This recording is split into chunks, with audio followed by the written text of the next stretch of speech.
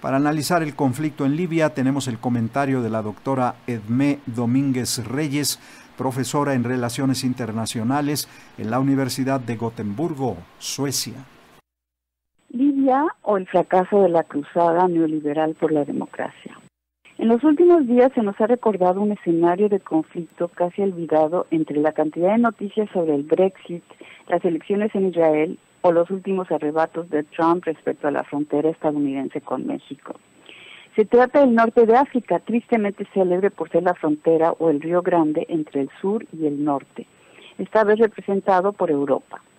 Libia se ha convertido de nuevo en otro capítulo del conflicto entre el islamismo de Medio Oriente, la inestabilidad política envuelta en caos y la civilización asociada al orden europeo.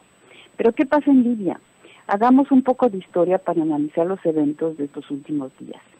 Libia, excolonia italiana, logró su independencia en 1952, pero su inestabilidad política no logró ser superada, sino hasta la llegada del que sería el hombre fuerte de la región, Muammar Gaddafi, en 1961.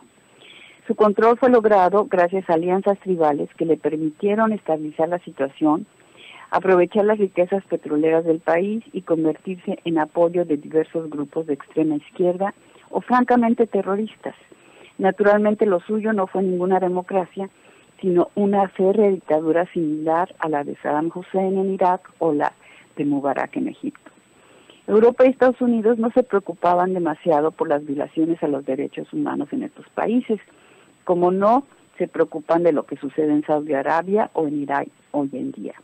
Mientras las dictaduras garantizan la estabilidad en sus territorios y sigue el business as usual, sobre todo con la extracción y exportación de materias primas vitales para las economías del norte, la opresión política y múltiples violaciones a los derechos de la población local tienen a Europa muy sin cuidado.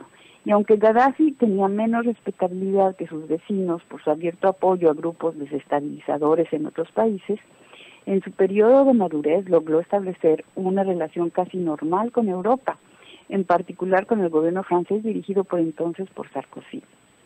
Lo esencial para los países del norte era, por supuesto, el business as usual.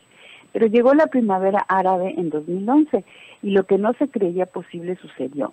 Uno tras otro fueron cayendo los países estables, férreas dictaduras con los que tantos negocios hizo Europa y se vino una ola de inestabilidad que nadie había logrado predecir. La guerra de Siria dio comienzo y los grupos fundamentalistas de todos los rincones del mundo musulmán vieron venir su hora después de su aplastante derrota en Afganistán. En Libia, en 2011, dieron comienzo las manifestaciones en contra del régimen de Gaddafi, que fueron salvajemente reprimidas por sus fuerzas de seguridad. La insurrección no se hizo esperar, y dada la cantidad de armas y grupos opositores, pero también islamistas en circulación, y tomando la ciudad de la represión de Gaddafi como pretexto, las fuerzas del norte, europeo y estadounidense, decidieron intervenir.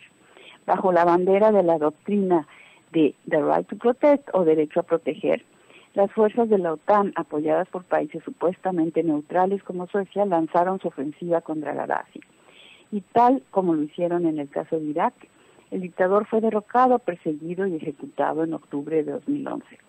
El problema fue que esta intervención del norte no logró sino desestabilizar aún más el país, como ya había sucedido en Afganistán o en Irak, después de intervenciones militares similares.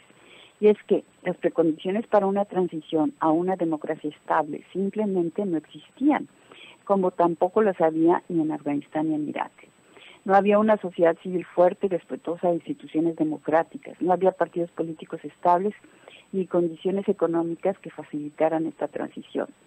Todo esto no se construye de la noche a la mañana, sobre todo en países donde, aparte de gobiernos dictatoriales y represivos, las sociedades habían experimentado olas de modernización que coexistían con tradiciones y costumbres tribales de épocas incluso anteriores a las del medioevo. Desde la destitución de Gaddafi no ha habido estabilidad en Libia, pero sí una descomposición social y política sin precedentes.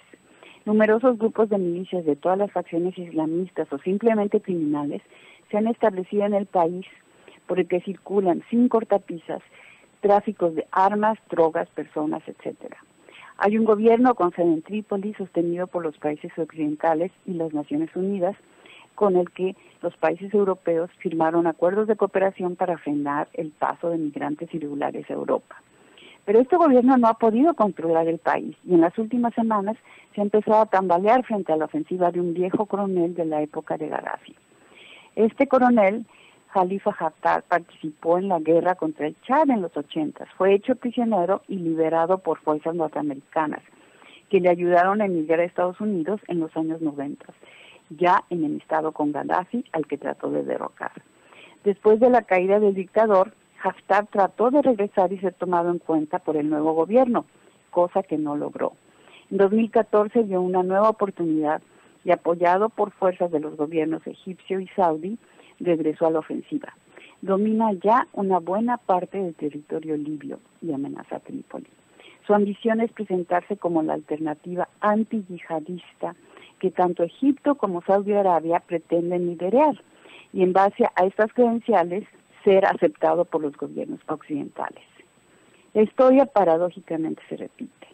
Se volverá a apostar por la estabilidad garantizada por otro gobierno despótico, pero inclusive si las fuerzas de Haftar lograran tomar el poder, la estabilidad en Libia tardará mucho tiempo en recuperarse, ya que el caos provocado por la caída de Gaddafi en 2011 parece a corto plazo incontrolable.